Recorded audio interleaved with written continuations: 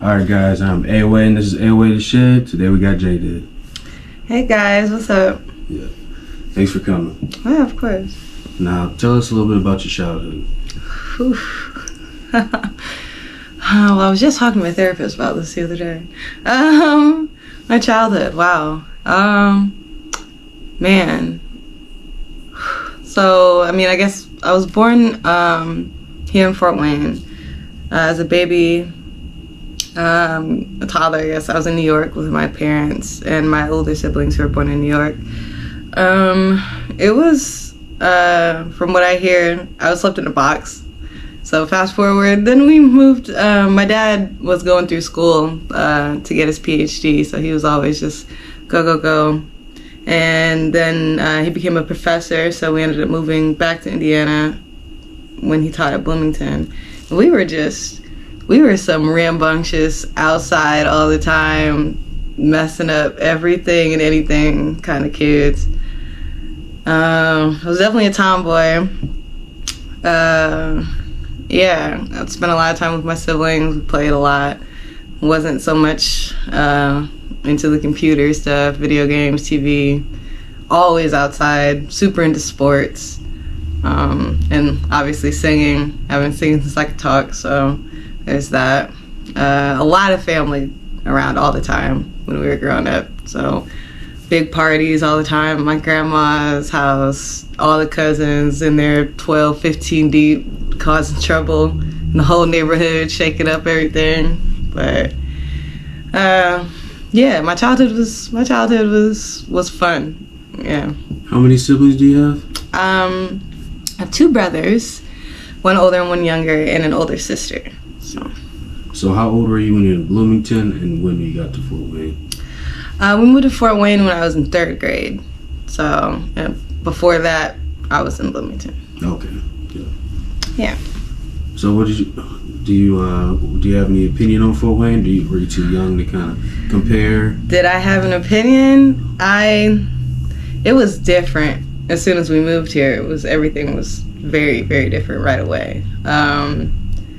I wasn't used to being around. I went to an alternative school when we were in Bloomington, so all we did was color and sing songs and play outside all day. It wasn't like, so it's an artsy type of school. And then when I got here and went to public school, I wasn't used to being around so many black kids, for sure. That was that was a little bit shell shocking for me. Aside from my family, because we were super insulated, I want to say. We didn't really have too many outside friends. And I was always getting picked on, always getting made fun of not knowing the dances and not knowing the lingo. I was just like, but I made some pretty good friends at Forest Park. By the end, I had a lot of fun, people I still I'm cool with today. So nice. It was a good experience overall. I think moving here versus if we would have stayed there, there's a lot more of a city feel than Bloomington. Bloomington, we were in the back by ponds and creeks and kind of just out the way playing. It was like more of a country feel, like for sure. So definitely. Yeah. So what was your middle school experience like then? We're gonna go step by step. I went to a private school. Okay. I started in middle school, went to Holy Cross Middle School. That's in Fort Wayne? Yes, in Fort Wayne. By the end of that, too, it was a great experience. Start was maybe a little shaky just because I went from, once again, going to Forest Park, getting used to being around all the black kids and everybody looking like me, to being the only black kid in my class. So, yeah, I had my moments. Again, sports were huge for me. So, and I was, started basketball team, started track team, and I really enjoyed sports. Like, that was really where my passion was when I was in middle school. I liked to sing too. Everybody knew I liked to sing, so I would sing covers of songs for people to put for their projects on their slideshow and stuff like that, because we could record stuff in the computer lab and things like that. I think my favorite thing about middle school was actually my youth group leader, who was Chad Van Meter, who works at the Garden, that venue here in Fort Wayne. He was great. it was kind of my introduction into, like, I guess kind of freedom of religion, where people weren't kind of like saying like you have to do this, you have to do that, but like explaining and getting to know like what it actually meant to be a Christian person. So that was fun. I had my girl moments where, you know, getting in drama with this girl and that girl over this boy, that boy, but you know, Holy Cross is a great school. I'd send my kids there. So nice. Yeah. How old were you when you went to this youth event for the ministry or something? No. So what it was we would go to youth group like after school sometimes, and there was a trailer back behind the school, so all the kids would go in there and we would, you know, read scriptures and have devotions, sing songs, stuff like that. So, you know, through 6th through 8th grade. So. What was your impression of religion before that? Well, being younger, I'm Baptist, but I went to these Lutheran private schools. I was Baptist. My dad is a professor of theology, so he's very knowledgeable about religion. His father's father was Reverend Dixie, one of the first pastors at Pilgrim here in town. So since 1919, so our family's been a part of that church for more than a century now. And my parents, we got baptized for sure, but when we got to be around 10, they stopped making us go to church. It's like, you know, you can go if you want to.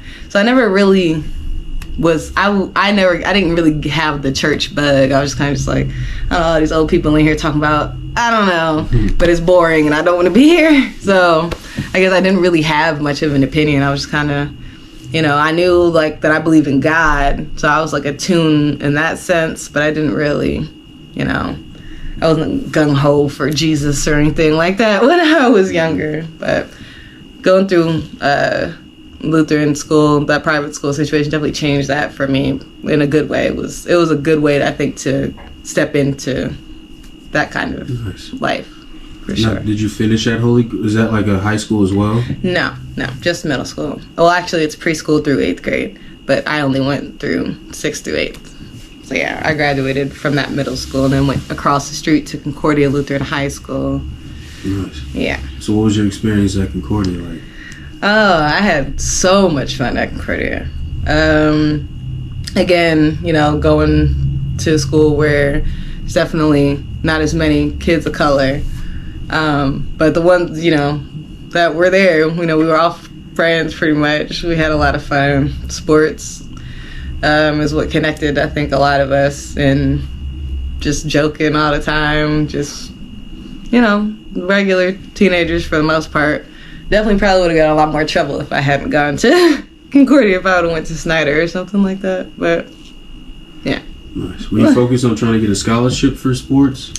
By the end of high school, you know, I ended up going to St. Francis to play basketball. Nice. But I could have been like a ball player, but I was everybody was so serious and so focused, and I was not, if I'm being honest. I was more concerned with who I was dating than what I wanted to do with my life. You know, obviously my parents tried to tell me to focus up, but you know, I was a smart kid, so I didn't really, you know, I got good grades. I didn't really have to try at anything, so I didn't. You know, nobody was like, you should pick something, and maybe, you know, but yeah, I just loved playing sports. I wasn't so much like, oh, I want to get a scholarship and I want to be D1 and then I want to go play over here and do this. I was just like, this is fun, you know. So yeah, but it was still, you know, super into music. But at that point, I didn't really have any musical friends.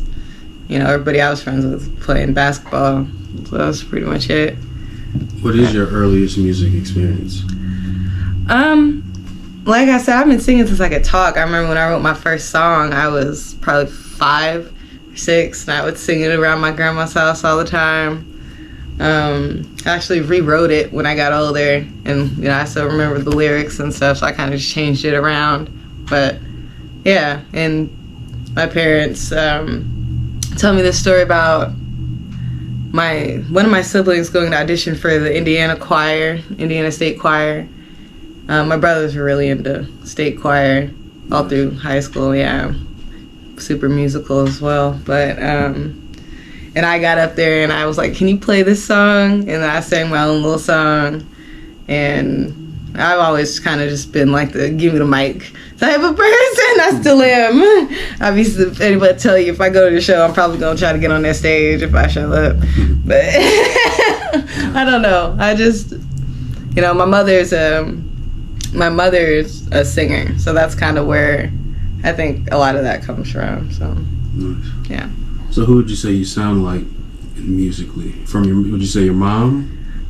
I definitely sound like my mom. Like if I sing, you can hear my mom if you know her. Yeah, for sure. I have this kind of tonal, like photographic memory type of thing, where I'm really good at like matching pitch and sounds I hear. So like I know the words and like melodies to probably thousands of songs by heart. It's like a little glitch. It's like a file of facts of just songs. So I feel like I can sound like anybody. And I think that's kind of where I'm at, like not really struggling musically, but I'm kind of still trying to find what I want to sound like. But I find that like when I find beats I like and music I like I sound like a lot of different stuff. So I don't know. I think I'm more of a Etta type of jazzy, slow type of feel, but I'm still figuring it out. So, because I love all kinds of music, and I love singing all kinds of music, so I'm still really figuring out what my voice sounds like. Did you attend St. Francis? Yeah. Nice. Did you